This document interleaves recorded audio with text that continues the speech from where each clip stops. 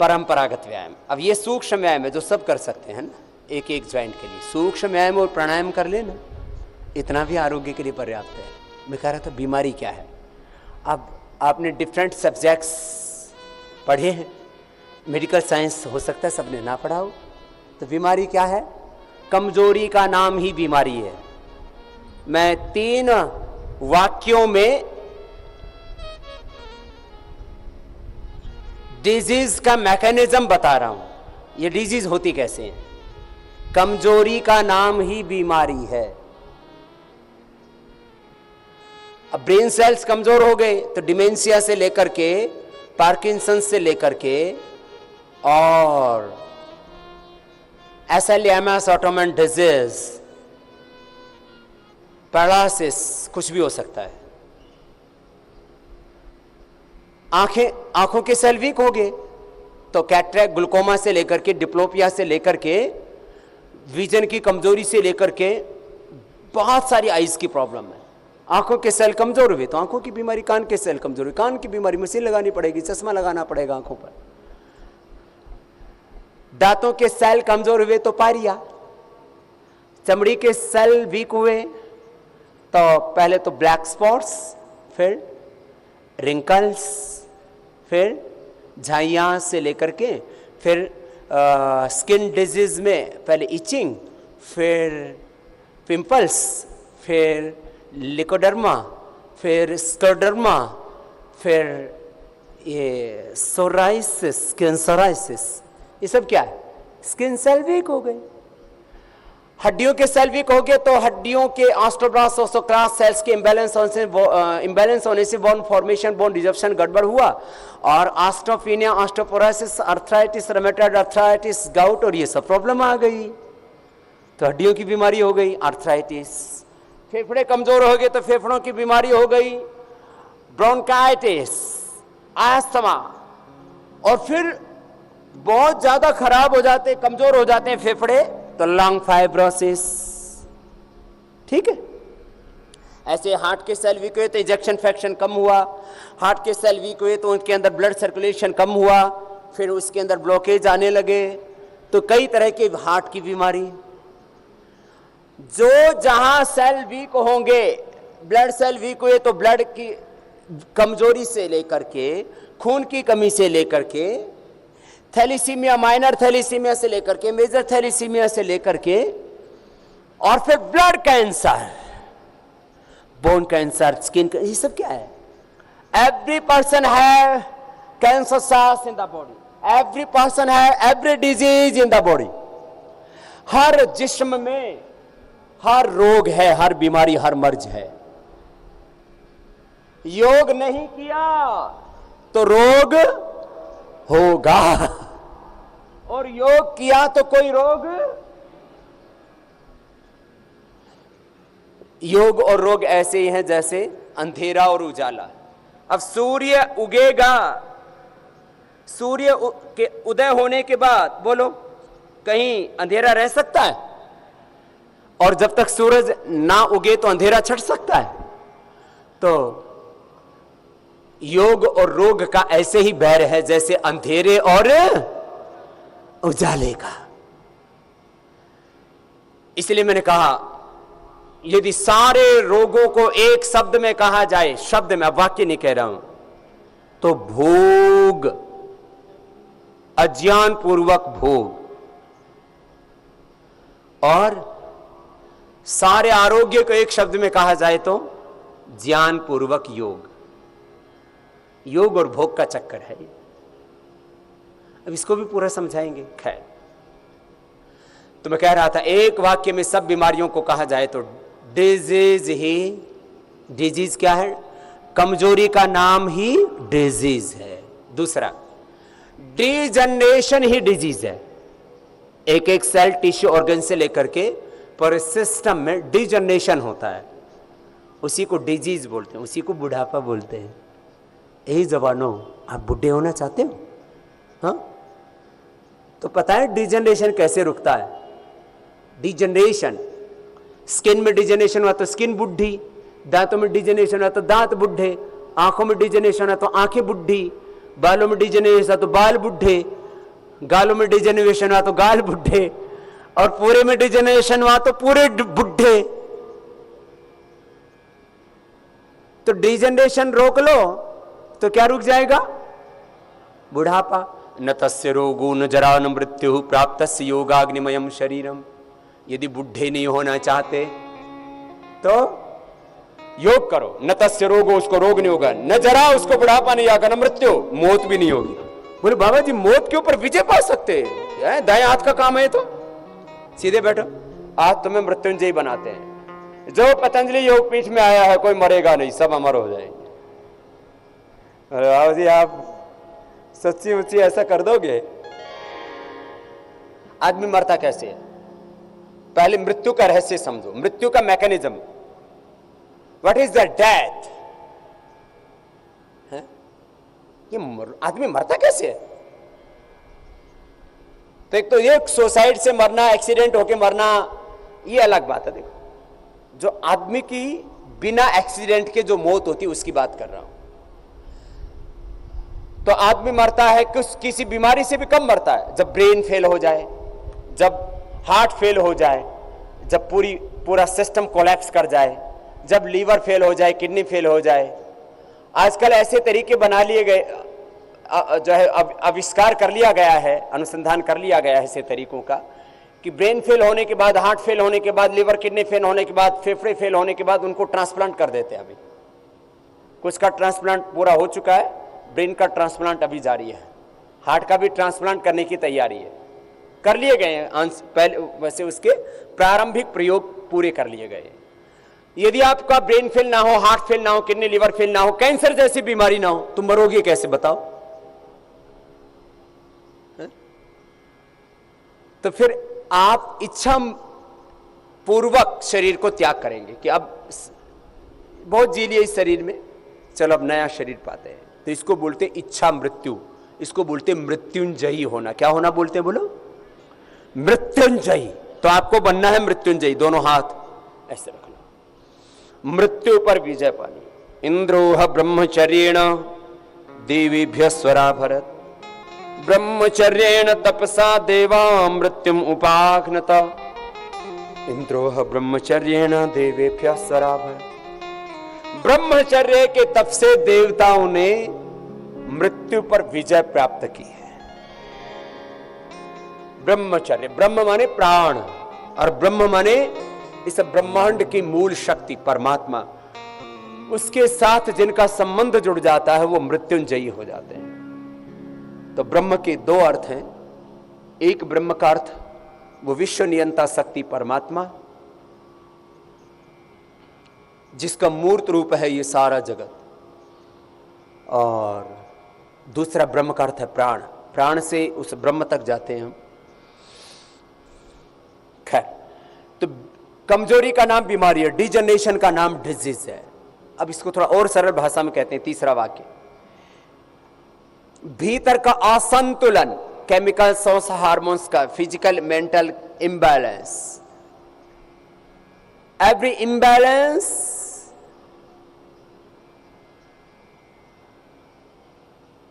this is called disease. Every imbalance in our system, this is called disease. किसी भी तरह का असंतुलन हमारे भीतर के शरीर में, वो डिजीज है। और जब एक एक सेल टिश्यू ऑर्गन से लेकर के केमिकल सोर्स हार्मोन से लेकर के फिजिकल मेंटल इमोशनल जो इम्बैलेंस खत्म हो गया, सब कुछ बैलेंस हो गया, तो ये क्या होगा? आरोग्य। ये तो 3 वाक्यों में आपको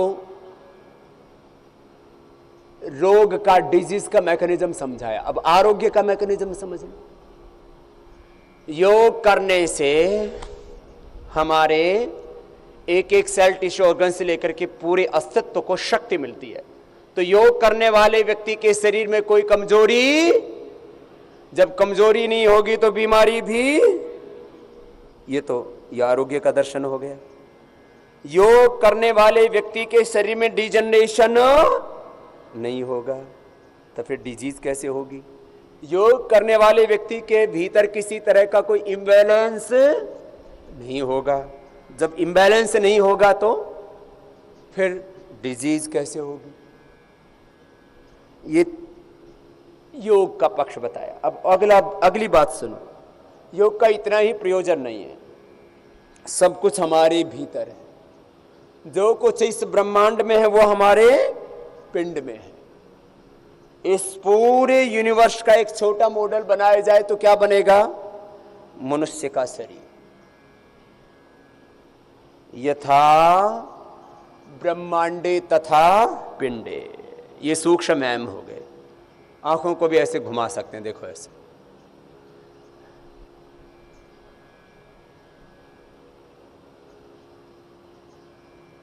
अब बैठ जाओ सीधे। अब प्राणायाम कराते हैं। सब ज्ञान तुम्हारे भीतर है, असीम ज्ञान तुम्हारे भीतर है। Unlimited knowledge, wisdom, power, purity, love, compassion, mercy.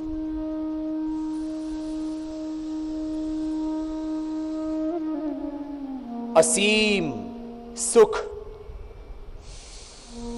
शांति, आनंद, संतुष्टि, तृप्ति, ज्ञान, शक्ति, सामर्थ्य तुम्हारे भीतर है।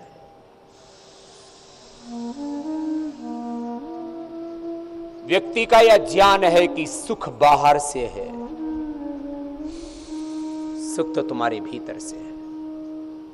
प्रेम बाहर से नहीं उठता, तुम्हारे अंतर हृदय से उठता है, तुम्हारे मन मस्तिष्क प्राणों की ऊर्जा से उठता है प्रेम। प्रेम तुम्हारे भीतर है। प्रेम किसी स्त्री या पुरुष में नहीं है, सुख किसी स्त्री या पुरुष में नहीं है, किसी वस्तु या व्यक्ति में नहीं है।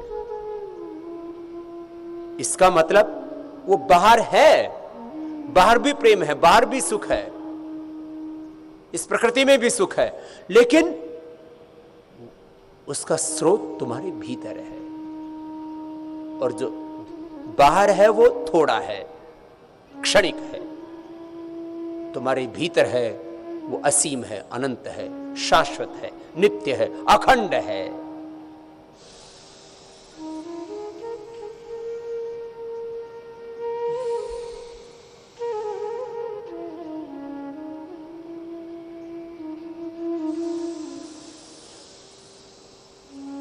आनंद स्रोत बह रहा पर तू उदास है, अचरज है जल में रह के मछली को प्यास है। टुक ज्ञान चक्षु खोल जरा देख तो सही, जिसको तू ढूंढता वो सदा तेरे पास है।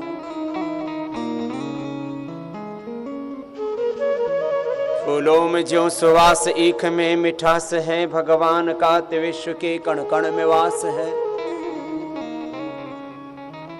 कुछ तो समय निकाल आत्म शुद्धि के लिए, नर जन्म का उद्देश्य न केवल विलास है। आनंद मोक्ष का न पा सकेगा तब तलक, आनंद मोक्ष का न पा सकेगा तब तलक, तो जब तलक प्रकाश इंद्रियों का दास है। तेरे भीतर सब कुछ है।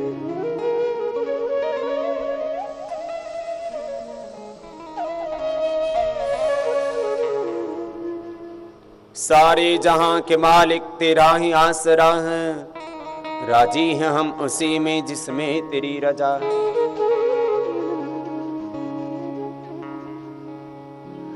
रो कर कटे या हंस कर कटती है जिंदगानी, तू गम दे या खुशी दे सब तेरी मेहरबानी। तेरी खुशी समझकर सब गम भुला दिया है, राजी हैं हम उसी में जिसमें तेरी रजा है। प्रभु ऐसा ज्ञान दो, ऐसी मति दो, ऐसी बुद्धि दो, ऐसा विवेक दो प्रभु, जिससे मैं अपने भीतर उतर सकूं। ये प्राणायाम भस्त्रिका प्राणायाम कर रहे हैं ना, इससे शक्ति तो मिलेगी, इससे अंतर्मुखी बनेंगे, अपने भीतर के जगत में उतरेंगे। खुद में रह के खुद से है अनजान, खुद की खुद से होगी पहचान, यही तो है योग का ज्ञान। बाहर की बात इंफॉर्मेशन हमारे पास है, इस जगत के एक एक परमाणु से लेकर के और इस संपूर्ण ब्रह्मांड के रहस्यों के बारे में हमें बहुत कुछ जानकारियां हैं, बहुत कुछ बोध है, लेकिन अपने भीतर का भी तो बोध हो, यही आत्मबोध योग है। रोज ऐसे 5 मिनट ही भस्त्रिका करना। मैं कह रहा था आपसे,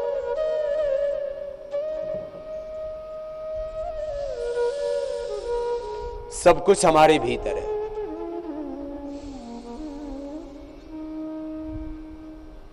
सब कुछ हमारे भीतर।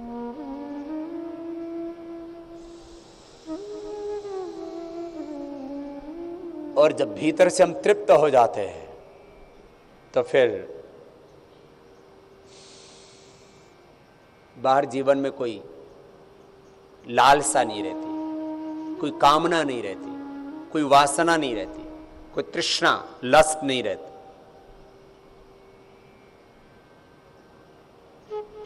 भस्त्रिका की बात देखो, ऐसे 5 मिनट करके फिर कपालभाति करना।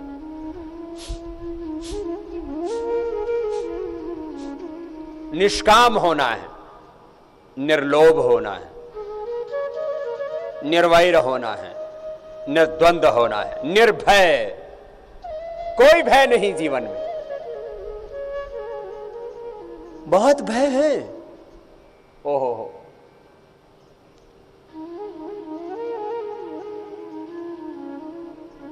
यौवन को, जवानी को बुढ़ापे का डर है, सब डरे हुए हैं, सहमे हुए। कमजोर देशों को बलवान देशों का डर है। सब वैयक्तिक जीवन हो, सामाजिक जीवन हो, राजनीतिक जीवन हो, सब जगह भय है।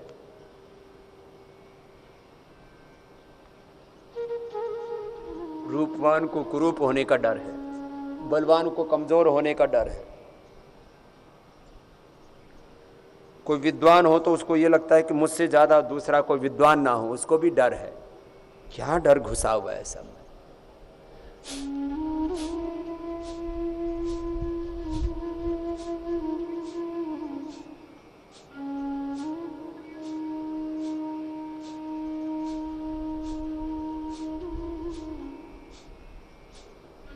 कपालभाति करो।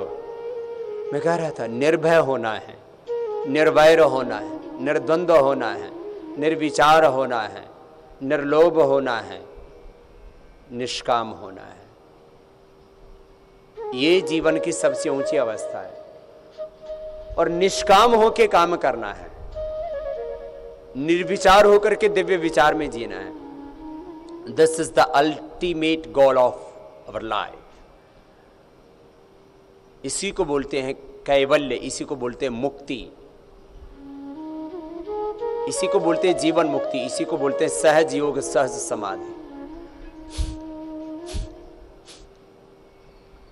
जरा सोचना, विचार करना। मैं आपके सामने बैठा हूं, मुझे कुछ भी नहीं चाहिए, फिर भी मैं सब कुछ कर रहा हूं। मैंने बार बार कहा मुझे एमएलए नहीं बनना, एमपी नहीं बनना, सीएम पीएम नहीं बनना, लेकिन फिर भी एमएलए बना रहे हैं, एमपी बना रहे हैं, सीएम बना रहे हैं, पीएम बना रहे हैं। किसके लिए? कि अच्छा हो, देश का भला हो। मुझे कुछ नहीं ये चाहिए किसी एमएलए एमपी से, किसी सीएम पीएम से। अरे हम पीएम से ज्यादा मस्त हैं। पीएम को तो सुबह से शाम तक 100 लफड़े हैं। और या अरे वजीर से ज्यादा मस्त रहता है फकीर, और वो कर लेता है जो दुनिया में कोई वजीर कर ही नहीं सकता। ये है जीवन की असली मस्ती। और भाई वजीर बदलते रहते हैं, कोई भी दुनिया में ऐसा वजीर नहीं है जो भूतपूर्व ना होता हो। फकीर कभी भी भूतपूर्व नहीं होता, सबके नाम के पीछे लग जाता है थोड़े दिनों के बाद, किसी के 5, किसी के 10, किसी के 15 साल बाद भूतपूर्व एमएलए, एमपी, भूतपूर्व मुख्यमंत्री, भूतपूर्व प्रधानमंत्री, मैं भूत नहीं बनना चाहता भाई।